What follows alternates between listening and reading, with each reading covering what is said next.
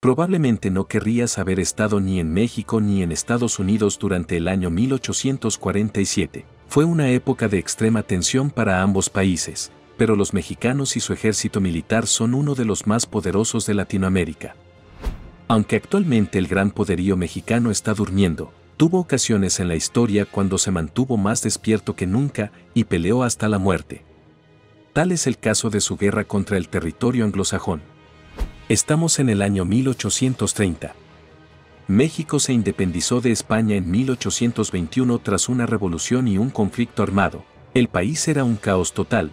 Podemos ver en el mapa que México era mucho más grande de lo que es hoy. La nación recién independizada se encontraba en una situación desesperada tras 11 años de guerra. No había planes ni directrices establecidos por los revolucionarios, por lo que se produjeron luchas internas por el control del gobierno. México carecía por completo de fondos para organizar un territorio de unos 4,5 millones de kilómetros cuadrados. En aquel entonces, México se enfrentaba a las amenazas de rebeliones dentro del país y también de las fuerzas españolas en Cuba. El gobierno era inestable y no estaba preparado para la guerra con los estadounidenses, que estallaría 2 décadas después, en 1846. Estados Unidos era mucho más grande de lo que fue cuando se independizó, expandiéndose hacia los territorios de los nativos americanos y comprando el territorio de Luisiana a los franceses. Aunque el país se estaba expandiendo, había oportunidades para más espacio debido a los problemas internos de México. Varias regiones se rebelaron e intentaron separarse de México. Texas se convirtió en su propio país separado de México en 1836. Estados Unidos no quería que Texas formara parte de su territorio de inmediato, sobre todo porque la gente que vivía en el norte estaba en contra de añadir otro estado donde se permitiera la esclavitud. El gobierno mexicano también lo puso difícil al permitir las incursiones fronterizas, y al advertir que cualquier intento de anexionar a Texas conduciría a la guerra. Sin embargo, las cosas cambiaron tras la elección de Polk en 1844, pues había hecho campaña con la promesa de anexionar a Texas y retomar el control del territorio de Oregón. Fue entonces cuando se iniciaron los trámites para que Texas formara parte de Estados Unidos. Polk estaba interesado en California, Nuevo México y el resto de lo que hoy es el suroeste de Estados Unidos. Quería expandirse y ofreció comprar esas tierras, pero su oferta fue rechazada. Por ello, inició un conflicto trasladando tropas a una zona en disputa entre el Río Grande y el Río Nueces. Esta zona había sido reconocida anteriormente como parte del estado mexicano de Coahuila. La tensión entre los dos países creció cada vez más por las tierras en disputa. Texas fue anexionada por Estados Unidos el 29 de diciembre de 1845 y se convirtió en el 28º estado. Sin embargo, Estados Unidos heredó la disputa fronteriza del sur y el oeste con México cuando se anexionó Texas. México no reconoció la independencia de Texas, ni las ofertas de Estados Unidos de comprar territorio mexicano. Como el gobierno mexicano no accedió a pagar los daños, Estados Unidos declaró la guerra a México. El 25 de abril de 1846, la caballería mexicana atacó a un grupo de soldados estadounidenses en la zona en disputa, bajo el mando del general Zachary Taylor, matando a una docena de soldados. Luego, asediaron un fuerte estadounidense a lo largo del Río Grande. Taylor pidió refuerzos y pudo derrotar a los mexicanos en las batallas de Palo Alto y Resaca de la Palma. Tras esas batallas, Polk dijo al Congreso de Estados Unidos que México había invadido América y derramado sangre americana, por lo que Estados Unidos no tenía más remedio que entrar en guerra. El 13 de mayo, el Congreso declaró la guerra a México. Aunque nunca hubo una declaración oficial de guerra por parte de México, la situación sobre cómo empezó la guerra es debatible.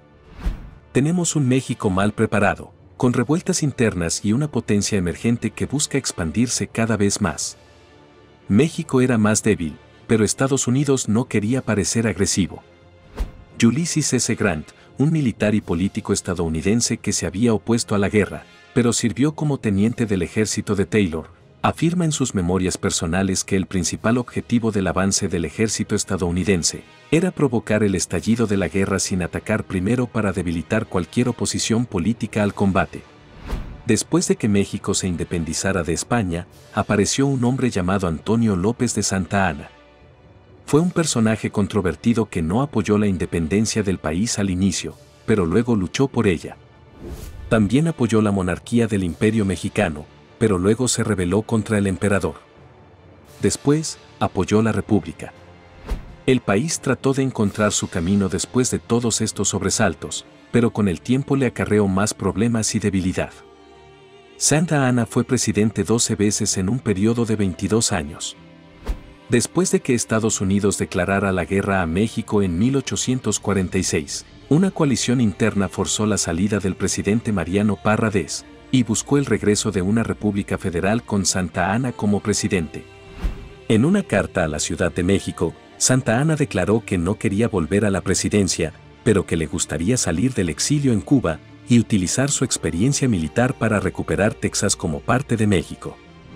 El presidente Valentín Gómez Farías, llevado por la desesperación, aceptó la oferta.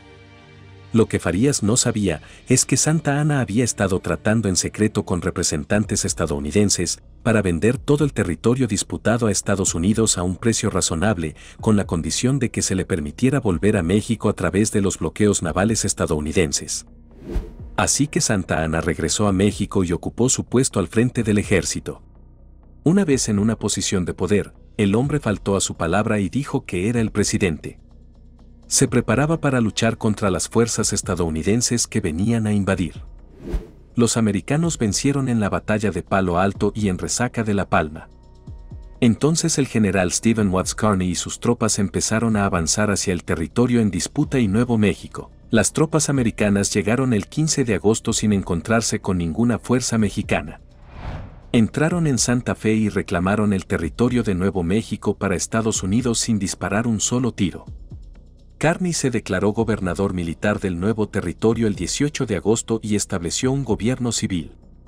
Crearon un sistema legal provisional que ahora se conoce como el Código Kearny. Kearny inició su viaje a California el 25 de septiembre de 1846. En diciembre, tras apoderarse con éxito de Nuevo México, el ejército de Kearny se adentró en el noroeste de México. Estaban dirigidos por Alexander Donovan. Pero en el territorio se estaba produciendo una rebelión conocida como la Revuelta de Taos. El ejército estadounidense se movilizó rápidamente para detener la revuelta. Mientras tanto, John de Sloat, quien era comandante de la Escuadra del Pacífico de la Marina estadounidense, había recibido órdenes de tomar la bahía de San Francisco y bloquear el puerto de California. El capitán John C. Fremont dirigía una expedición estadounidense para inspeccionar la Gran Cuenca, cuando entró en el Valle del Sacramento en diciembre de 1845.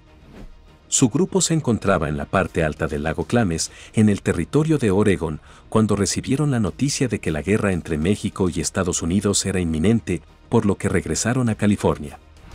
Por orden de Sloat, Fremont llevó a Monterrey 160 voluntarios además del Batallón de California. El 15 de julio, Sloat transfirió el mando de la Escuadra del Pacífico al comodoro Robert F. Stackton, quien era más agresivo a nivel militar.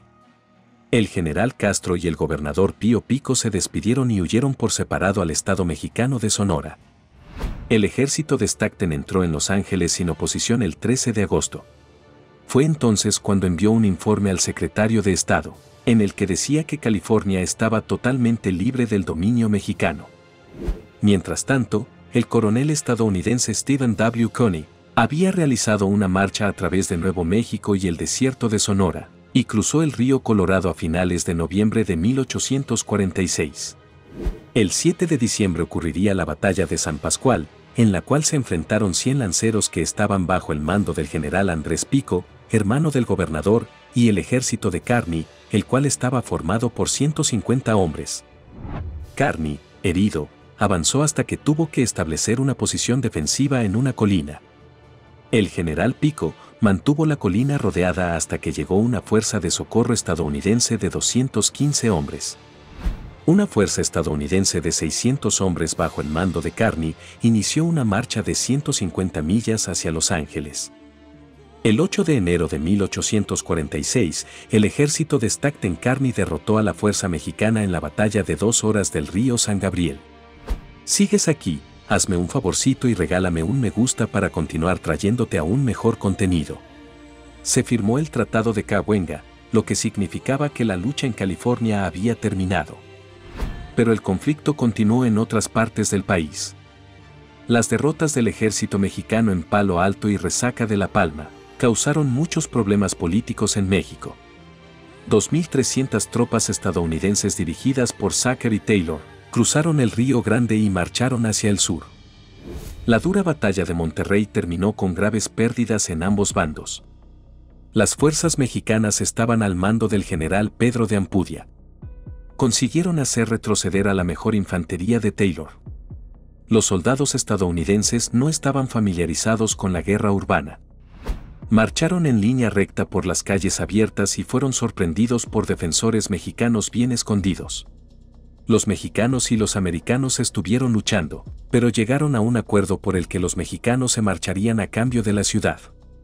Sin embargo, Washington no estaba contento con este acuerdo, así que Taylor lo rompió y entró él mismo en la ciudad.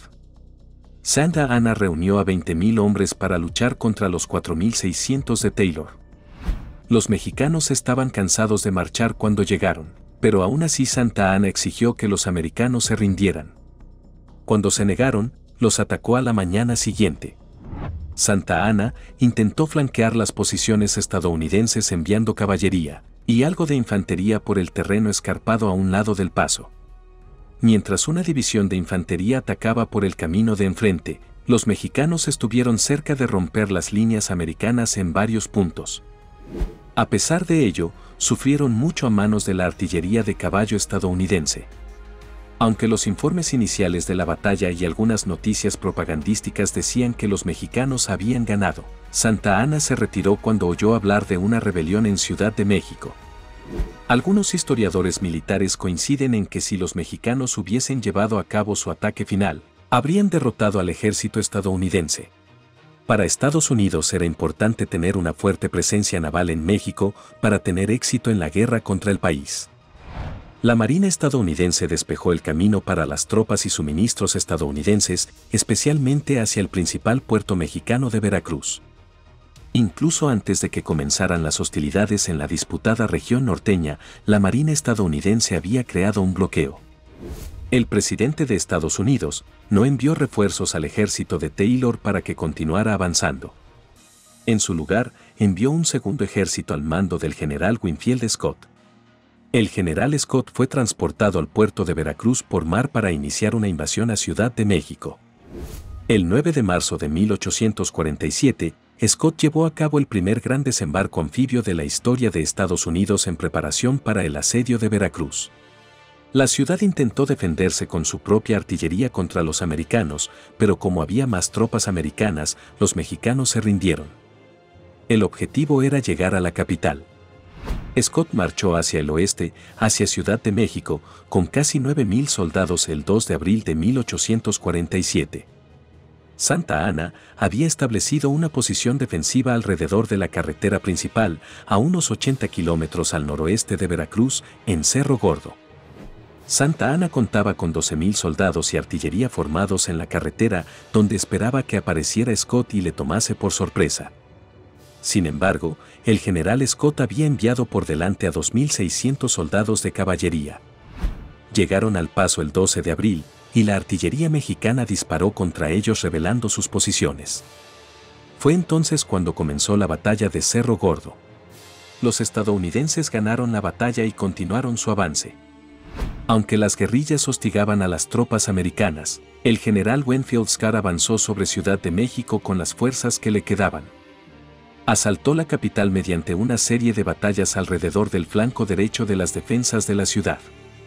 Tras las victorias americanas en la batalla de Contreras y la batalla de Churubusco, se iniciaron negociaciones de paz que se rompieron el 6 de septiembre de 1847. Con las subsiguientes batallas de Molino del Rey y Chapultepec y el asalto a las puertas de la ciudad, la capital fue ocupada. Cuando ocurrió eso, Scott se convirtió en gobernador militar de la Ciudad de México. Sus victorias en esta campaña le convirtieron en un héroe nacional estadounidense. La deserción fue un gran problema para el ejército mexicano, agotando las fuerzas en vísperas de la batalla. La mayoría de los soldados de esta época eran campesinos más leales a su pueblo y a su familia que a los generales que los habían reclutado para el servicio. A menudo estos soldados estaban hambrientos, enfermos, mal equipados, solo parcialmente entrenados y nunca bien pagados. Por ello, eran despreciados por sus oficiales y tenían pocas razones para luchar contra los estadounidenses. Sin embargo, Estados Unidos había ido más allá de sus intenciones originales al invadir el centro de México, que estaba densamente poblado. Esto planteó la cuestión de anexionar o no a México por completo.